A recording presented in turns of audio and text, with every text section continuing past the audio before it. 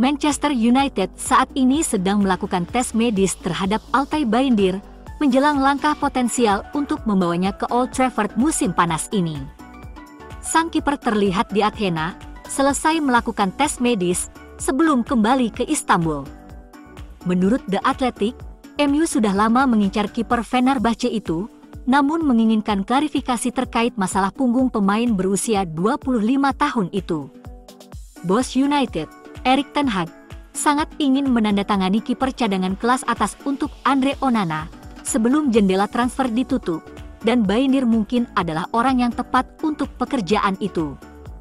Jika United puas dengan hasil tes medis, mereka akan dapat mengontrak Bayındır dengan harga lebih dari 4 juta pound. Berpostur tinggi 6 kaki 6 inci, pemain internasional Turki ini adalah seorang penghenti tembakan yang sangat baik dan berkualitas di udara. Bayındır telah kebobolan 162 gol dan menjaga 44 clean sheet dalam 145 penampilan untuk Fenerbahce. Pemain berusia 25 tahun itu tidak akan cukup baik untuk menjadi penjaga gawang nomor 1 di Old Trafford, tetapi dia lebih dari cukup untuk menjadi opsi cadangan United. Jika MU mengontrak Altay Bayındır dari Fenerbahce seharga 4 juta pound musim panas ini, itu akan menjadi kesepakatan yang layak untuk raksasa Liga Premier. Dengan Dean Henderson telah dikaitkan dengan kepindahan ke Crystal Palace, dan The Eagles berada di posisi terdepan untuk mendaratkannya di klub. Kepergian pemain internasional Inggris itu akan membuat United hanya memiliki satu opsi cadangan, yaitu Tom Heaton yang saat ini absen karena cedera. Jadi, kepindahan Bayındır harus memenuhi dua syarat. Pertama, ia lolos tes medis, dan kedua, Henderson resmi pindah.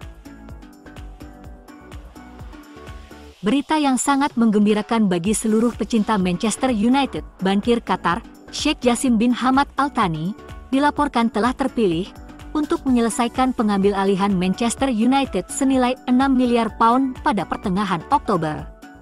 Sejak November tahun lalu, ketika keluarga Glazer mengumumkan rencana untuk mencari alternatif strategis termasuk penjualan penuh atau sebagian United, Sheikh Jassim terlibat dalam persaingan sengit melawan miliarder Ineos Sir Jim Ratcliffe untuk mengambil alih kendali di Old Trafford. Baru-baru ini, muncul kekhawatiran bahwa Glazers telah berubah pikiran dan tidak lagi ingin berpisah dengan Setan Merah. Namun menurut The Sun, pengambil alihan tersebut diperkirakan masih akan terlaksana, dan jika semuanya berjalan sesuai rencana, Sheikh Jassim akan menjadi pemilik United berikutnya. Tanggalnya telah ditentukan dan pengumuman untuk menyatakan Sheikh Jassim sebagai pemenang bisa dilakukan paling cepat bulan depan, menurut reporter Neil Justice. Keluarga Glazer ingin terus memegang saham, namun diperingatkan oleh tokoh senior di Old Trafford bahwa akan ada reaksi keras dari basis penggemar. Menurut Curtis, kerajaan Qatar akan menghapus utang kotor United yang saat ini diperkirakan mencapai 725 juta pound, tertinggi sejak 2010. Berbeda dengan keluarga Amerika, Sheikh Jassim tidak akan mengambil dividen dari klub.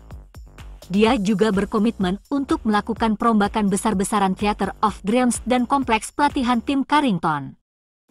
Kedua fasilitas tersebut sangat membutuhkan peningkatan setelah bertahun-tahun diabaikan oleh keluarga Glazer dan kroninya.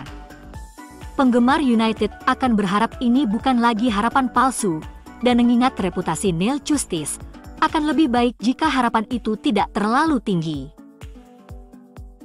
Menjadi bahan bulian haters seantero jagat, Mason Mount akan absen dalam 2 pertandingan kandang Manchester United berikutnya. Mount mengalami cedera saat melawan Tottenham Hotspur pada hari Sabtu.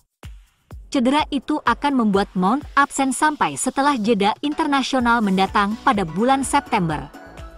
Sebuah pernyataan di situs klub mengklasifikasikan cedera tersebut sebagai keluhan ringan yang diangkat pada akhir pekan. Akibatnya, sang gelandang sekarang akan melewatkan pertandingan Liga MU melawan Nottingham Forest dan Arsenal.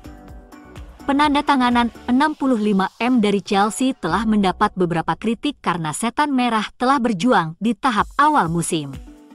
Dengan Mount yang sekarang akan absen, Christian Eriksen adalah pemain yang paling mungkin untuk masuk. Kecuali jika klub dapat menyelesaikan kesepakatan dengan cepat untuk mendatangkan seorang gelandang sebelum akhir pekan, sesuatu yang diyakini berada dalam daftar keinginan Ten Hag. Bagi Mount, itu juga berarti dia akan melewatkan camp Inggris ketiga berturut-turut karena cedera. Pemain berusia 24 tahun itu tidak tampil untuk negaranya sejak perempat final Piala Dunia melawan Prancis pada Desember. Sementara itu, ketertarikan United pada duo Sofyan Amrabat dan Ryan Gravenberch dikonfirmasi sejumlah jurnalis kredibel. Gelandang Maroko dan Belanda telah secara lisan ingin bergabung ke MU. Sayangnya, gerakan lamban ofisial yang bertanggung jawab di klub membuat segalanya terlihat sulit. Bahkan Fiorentina menetapkan batas waktu untuk Amrabat. Jika MU masih belum bergerak juga, niscaya kedua pemain gagal diraih.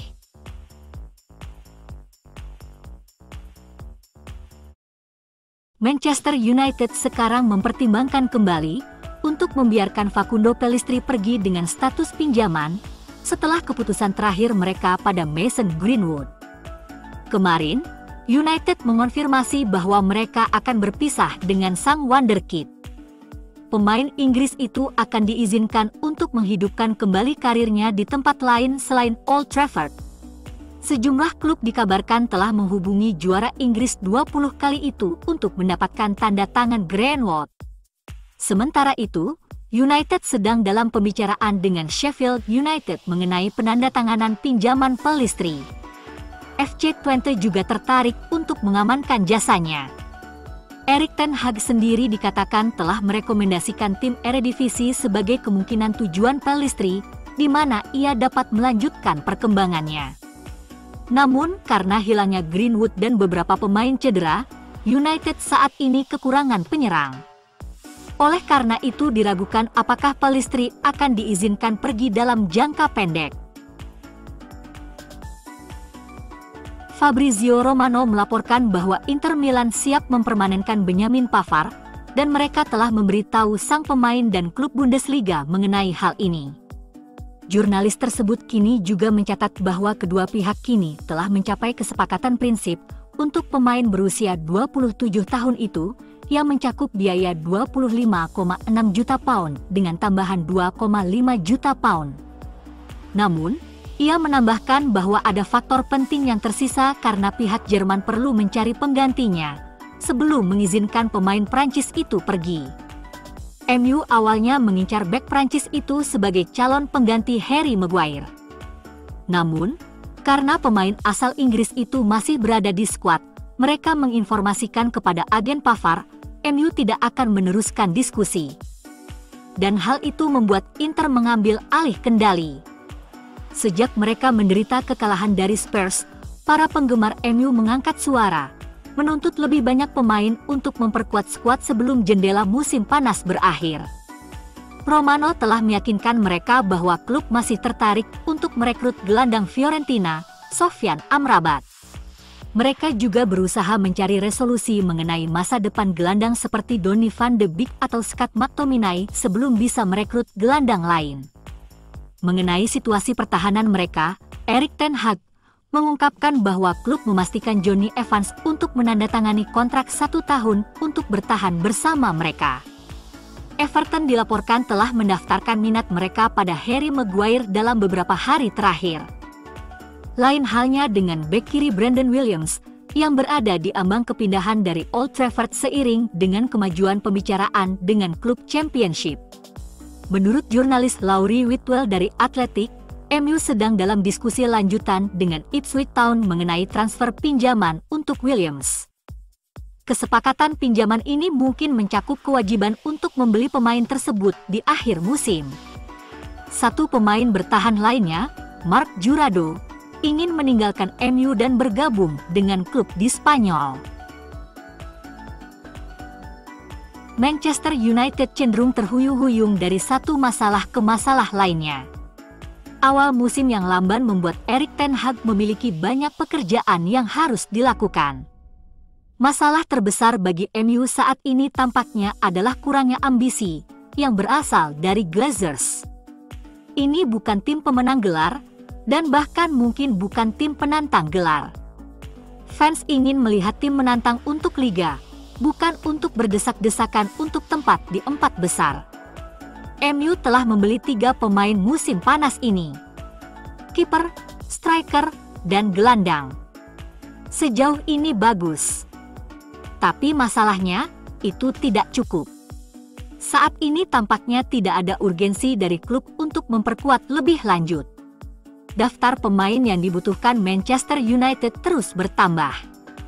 1 penyerang lain, 1 atau 2 gelandang, serta bek tengah untuk meningkatkan kemampuan Harry Maguire. Dari jumlah tersebut, kebutuhan akan striker dan gelandang lain harus dianggap mendesak. Musim MU bergantung pada 2 pemain, Casemiro dan Rasmus Højlund, dan itu pun keduanya membutuhkan bantuan. Mengharapkan mereka melakukan semuanya sendiri, itu konyol. Ini adalah masalah jangka panjang. Kebutuhan akan striker dan gelandang bertahan muncul sebelum Erik ten Hag mengambil alih. Dan sementara klub telah membeli dengan baik, ada kekurangan kuantitas yang memberi tekanan pada kualitas yang dibawa kedua pemain. Saat ini Manchester United tampaknya tidak terburu-buru untuk membenahi masalah tersebut. Sekarang ada kurang dari 2 minggu sampai jendela transfer ditutup, dengan tidak ada kemajuan selama 3 minggu terakhir. Cara jendela transfer ini terbentuk mengingatkan kita pada musim panas 2018 yang mengerikan di bawah Jose Mourinho. Dan tampaknya Erik mengalami hambatan serupa di United saat ini, kekurangan dana, atau keinginan untuk berbelanja. Erik terus mendesak klub bergerak cepat mendapatkan pemain yang dibutuhkan. Masih ada waktu bagi United untuk membalikkan keadaan. Awal musim yang buruk akan mempercepat dorongan klub untuk merekrut. Semakin lama klub meninggalkannya, semakin besar risiko penandatanganan panik pada tenggat waktu. United perlu menambah kedalaman di lini tengah dan depan. Jika klub tidak melakukannya, maka kampanye yang sangat sulit menanti. Gagal melakukan hal ini berarti mengirim Erik ten Hag ke medan pertempuran dengan persiapan yang kurang, dan ini akan menjadi kelalaian yang memalukan dari dewan dan pejabat klub.